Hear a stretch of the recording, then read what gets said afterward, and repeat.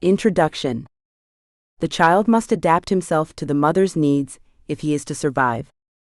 When Alice Miller wrote those words in Zurich during the late 1970s, the room was quiet, but her mind was racing. She was a famous therapist. She had spent decades listening to people talk about their lives. On the outside, her patients looked like they had everything. They were doctors, lawyers, and artists. They were success stories. But as they sat in the chair across from her, a different story came out. These successful people felt like they were made of glass. They felt hollow. They were constantly worried that if they made one mistake, their whole world would break into tiny pieces. Alice realized something that shocked the doctors of her time. These people weren't broken because of a bad event they could point to. They were struggling because of what didn't happen.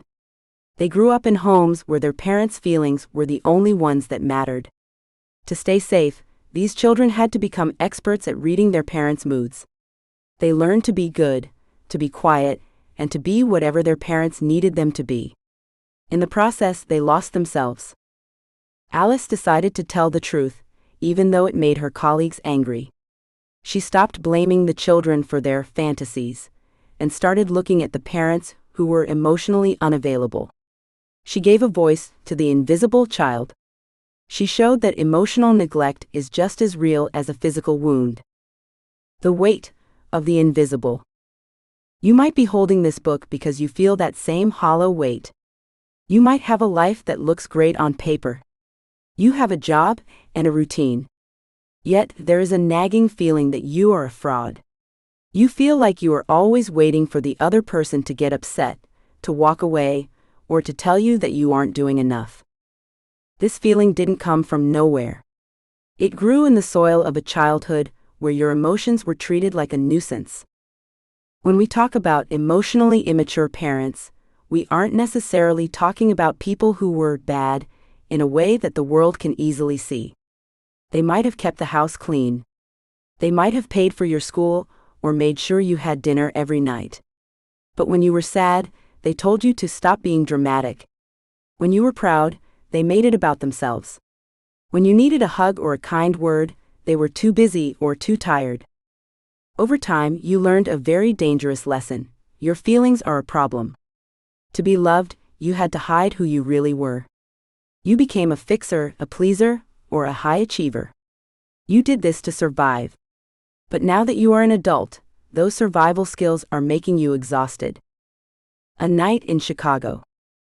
Elena Rodriguez knows this exhaustion well. It is 9 p.m. in the West Loop of Chicago. Elena is 34 years old and a senior architect. She spends her days designing buildings that are meant to last forever. Strong, sustainable, and beautiful. Her studio is minimalist and organized. Every pencil has its place. Every blueprint is perfect. Elena is a high achiever. People look at her and see a woman who has it all figured out. But right now, Elena is staring at her smartphone. It is vibrating on her drafting table. The screen says, "Mom." Elena's heart starts to beat fast. Her chest feels tight and her palms are sweaty.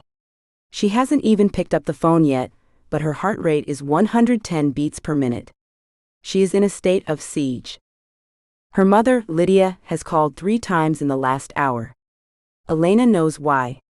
Lydia is upset about a comment a neighbor made, or she wants Elena to come over this weekend to help her pick out new curtains. If Elena says no, Lydia will sigh and say, "I guess I'll just do it myself, even though my back has been hurting so much lately. I don't want to be a burden."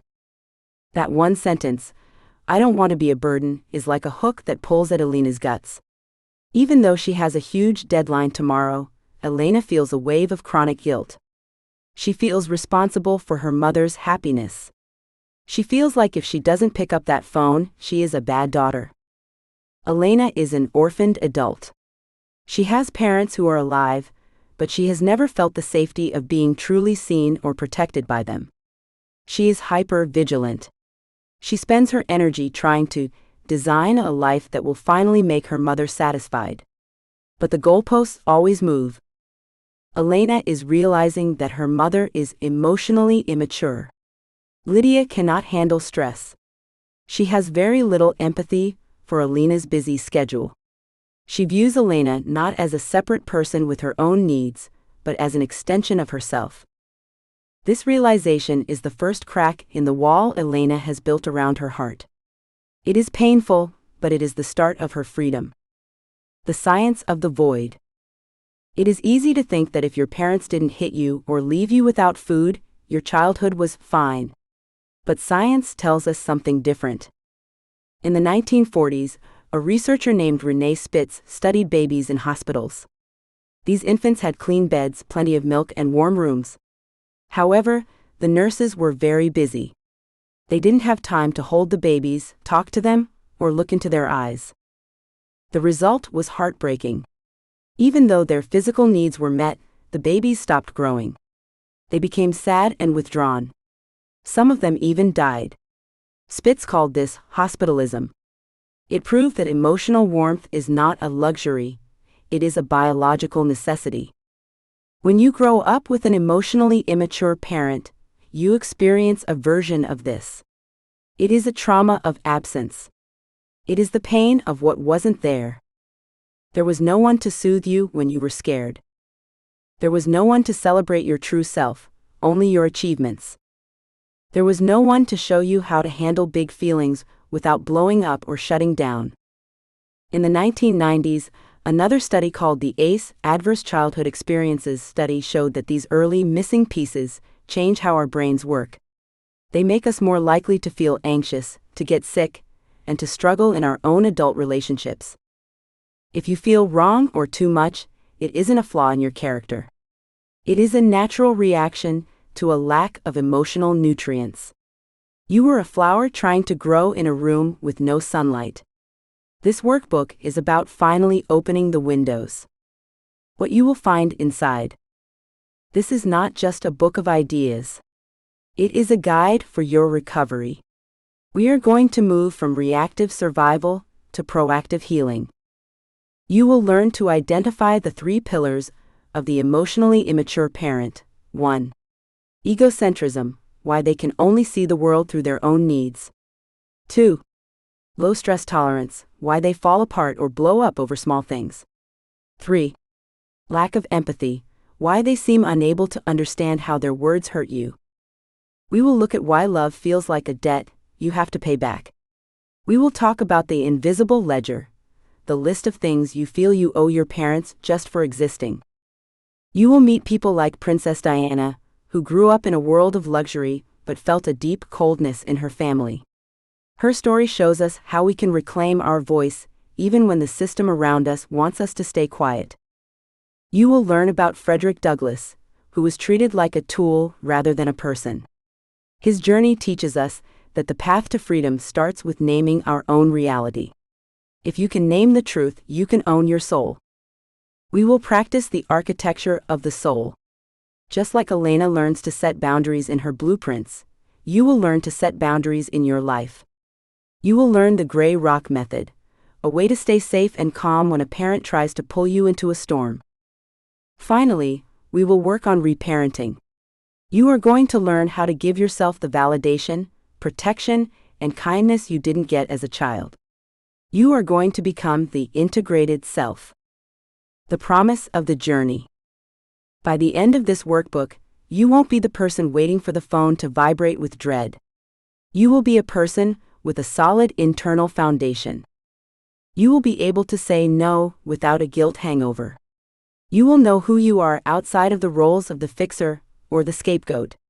You will find a sense of inner peace that doesn't depend on your parents' approval. Healing isn't about making your parents change. They may never change. They may never be the parents you deserve. Healing is about changing your relationship with yourself. It is about realizing that you were never too much or not enough. You were simply a child who was given a heavy burden to carry. You can put that burden down now.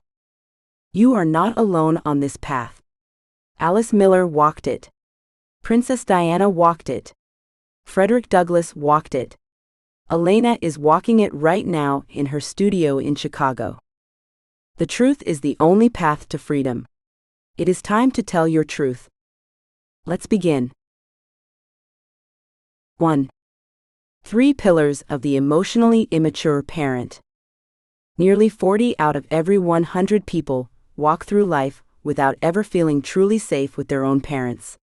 This number comes from decades of studies on how children bond with their caregivers. It means that almost half the people you pass on the street grew up in homes where the emotional weather was unpredictable, cold, or entirely focused on the adults. For these children, the home was not a place to rest. It was a place to perform, to hide, or to manage the big feelings of the people who were supposed to be managing theirs. In 1939, a young woman named Alicia Englert found herself living in a world where her survival depended entirely on her ability to read the room. She was a Jewish woman in Poland, just as the Nazi occupation began. To stay alive, she had to leave her home, change her name to Alice Miller, and move to the Aryan side of Warsaw. She spent years pretending to be someone she wasn't. Every day, she had to look at the faces of the people around her, including those who would have killed her if they knew the truth, and figure out exactly what they were thinking. She had to become a chameleon. She had to be so good at sensing other people's moods that she could stay one step ahead of danger. Years later, after the war ended and she became a famous doctor of the mind, Alice realized something strange. The way she had to act to survive the war was exactly how many children act to survive their own parents. These children don't live in a war zone, but they live in a state of high alert. They learn to watch their mother's eyes or their father's tone of voice. They learn which version of themselves is safe to show and which version gets them into trouble. Alice realized that these children were killing their true selves just to keep the peace. She called this the drama of the gifted child, not because the children were geniuses, but because they were gifted at sensing what their parents needed from them. This gift is actually a survival skill. It is the first sign that you grew up with an emotionally immature parent, or an EIP. To understand why your childhood felt so heavy, we have to look at the 3 main pillars that hold up an EIP's personality. These pillars are egocentrism, low stress tolerance, and a lack of empathy. When these 3 things come together, they create a home where the child becomes the invisible one. The first pillar, the world in the mirror. The first pillar is egocentrism. This is a big word that simply means a me-first way of looking at the world. For most of us, as we grow up, we realize that other people have their own feelings, dreams, and needs. We learn that we are not the center of the universe. But an emotionally immature parent never quite makes that leap. In their mind, they are still the main character of the story, and everyone else, including their children, is just a supporting actor. Think of it like a mirror. A healthy parent acts like a clear mirror for their child. When a child is happy, the parent reflects that joy. When a child is sad, the parent reflects comfort. The child looks at the parent and sees themselves. But an EIP doesn't hold up a mirror for the child. They are too busy looking into the mirror themselves. They don't see the child's needs, they only see how the child makes them look or feel. If the child gets good grades, the EIP is happy because it makes them look like a good parent.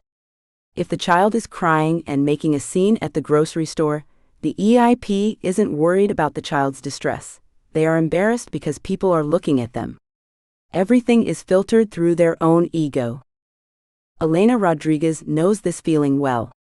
She is a 34-year-old architect in Chicago, a woman who spends her days designing buildings that can withstand massive pressure.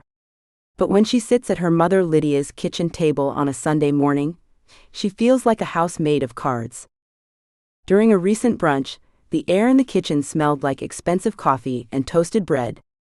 Elena had big news. She had just been put in charge of a multi-million-dollar housing project. It was the biggest moment of her career.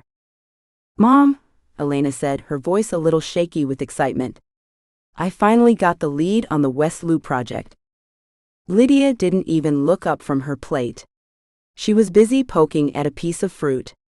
"That's nice, dear," Lydia said. Then, without missing a beat, she shifted the focus. "But you won't believe what happened to me yesterday. I went to the market, and the woman at the counter was so incredibly rude to me. She made me wait 10 minutes while she talked to someone else. It was like I didn't even exist. My blood pressure was through the roof. Lydia spent the next 20 minutes describing every detail of her suffering at the market. She talked about the woman's hair, the tone of her voice, and how targeted she felt. Elena sat there, her own news shrinking into nothing.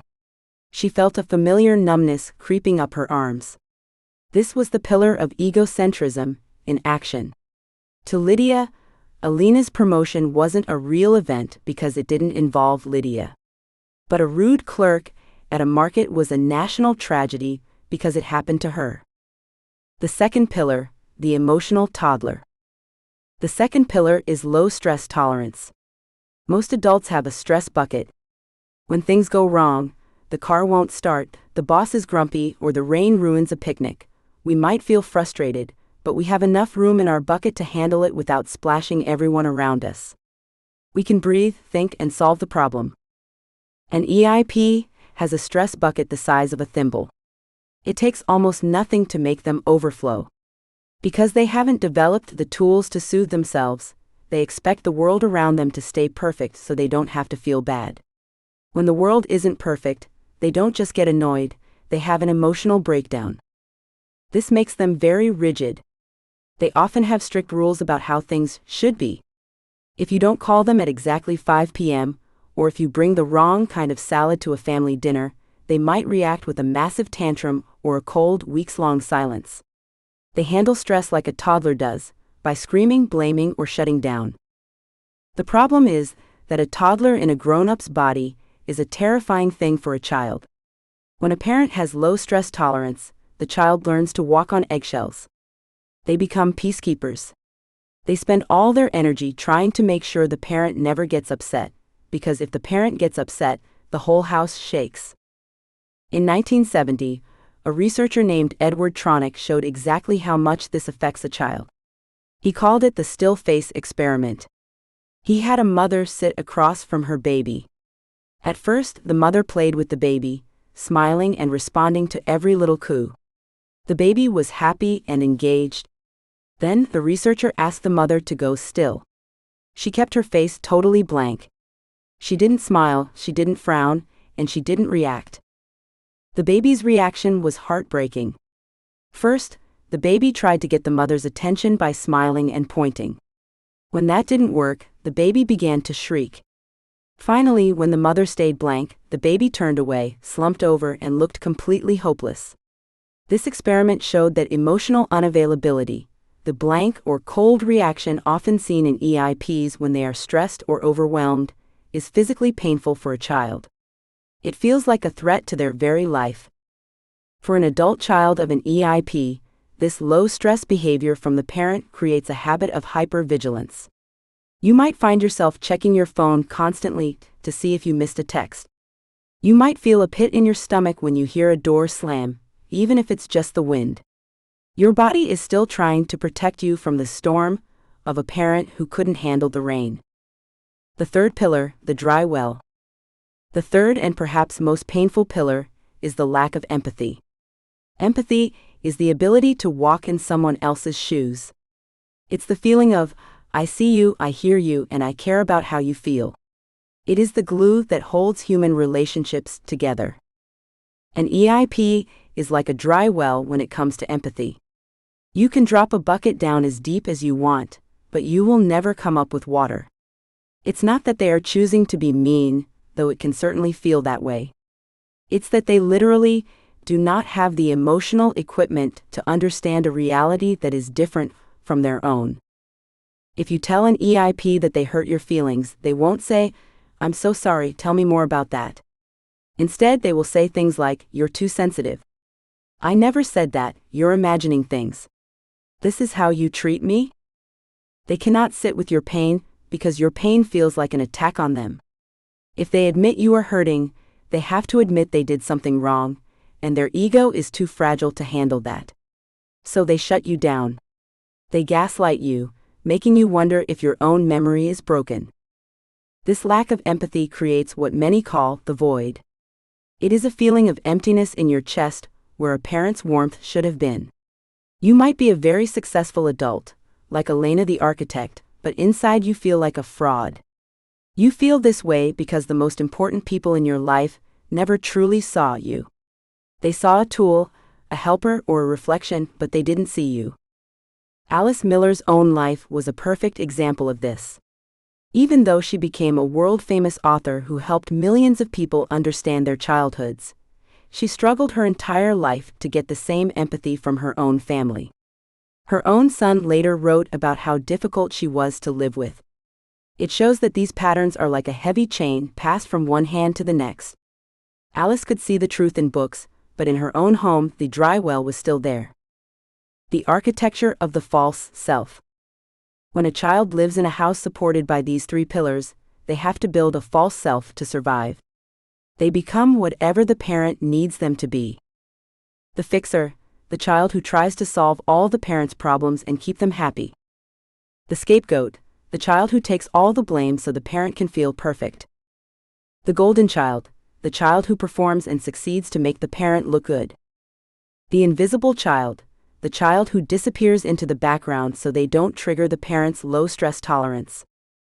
Elena became the fixer and the golden child.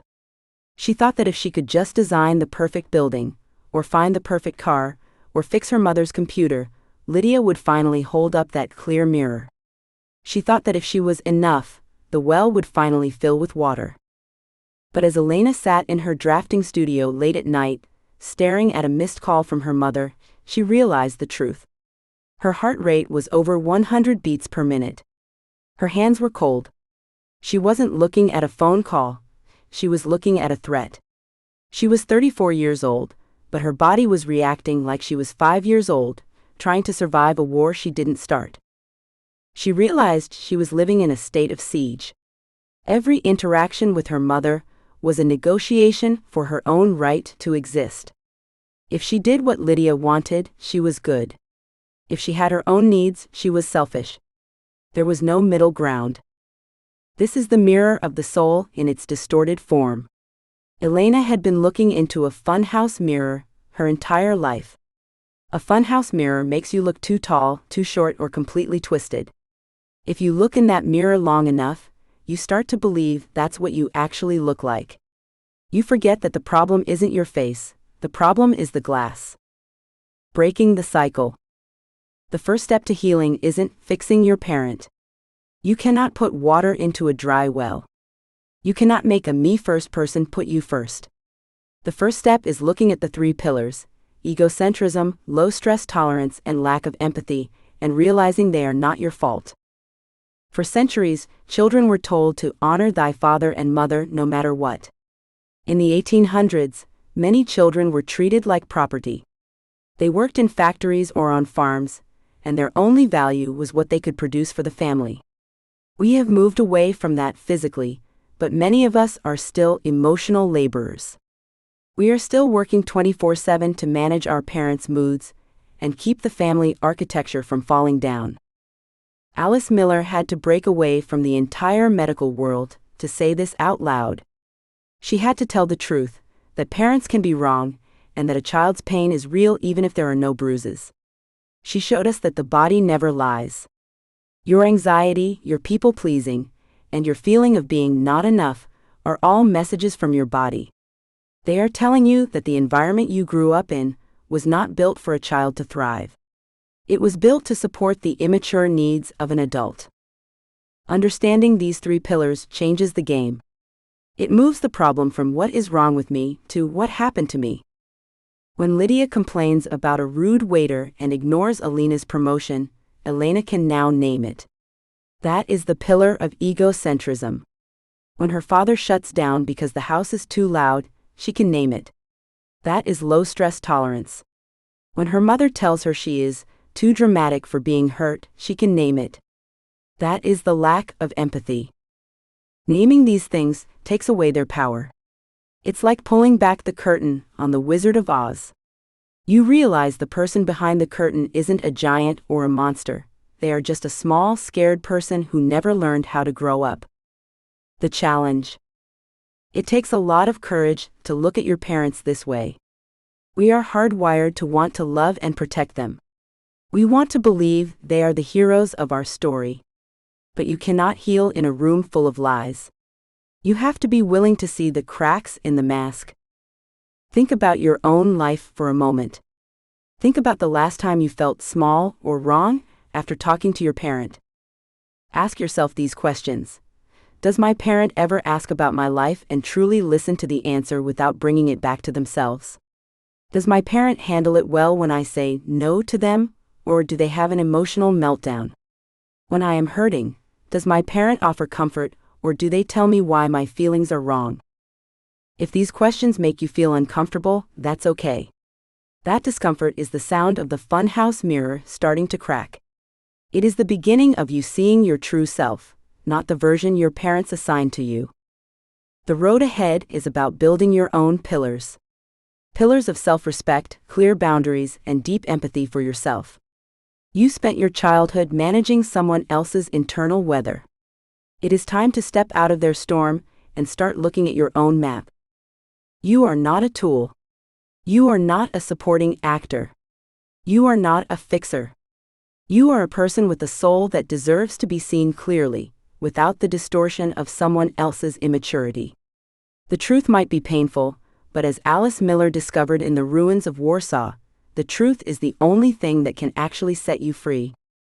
The 3 pillars of the EIP may have defined your past, but they do not have to own your future. You are the architect now. What kind of life are you going to build for yourself? 2. Why does love feel like a debt? From high above the rolling hills of Northamptonshire, England, the Althorpe estate looks like a dream. It is a massive house with 90 rooms, surrounded by 500 acres of perfect green grass and ancient trees. For centuries, the Spencer family lived there in quiet luxury. From a bird's eye view, everything seems orderly and peaceful. You see the patterns of a life lived by the rules of tradition and high society. But if you zoom in closer, past the stone walls and through the tall windows, the picture changes. In the late 1960s, a young girl named Diana lived inside those walls. She spent a lot of time sliding down the banisters and hiding in the quiet corners of the great house. To the outside world, she was a lucky child of wealth and title. But inside, Diana felt like a nuisance. She was a small person in a very cold, very formal world. Her parents' marriage was falling apart in a loud, painful way. When her mother finally left, the sound of car tires on the gravel driveway wasn't just the sound of a departure. It was the sound of a debt being created. Diana felt she had to be the filler-in. She was the one in the middle, trying to make everyone feel better while her own heart felt empty. She started to believe that her value didn't come from just being herself. Instead, she felt she had to earn her place in the family by being perfect, quiet, or helpful. She was a child, but she was already carrying a heavy invisible backpack filled with the debt of her own existence. The myth of the free gift. Most people grow up believing a very specific story about family. We are told that a parent's love is like the air, it is just there and it is free.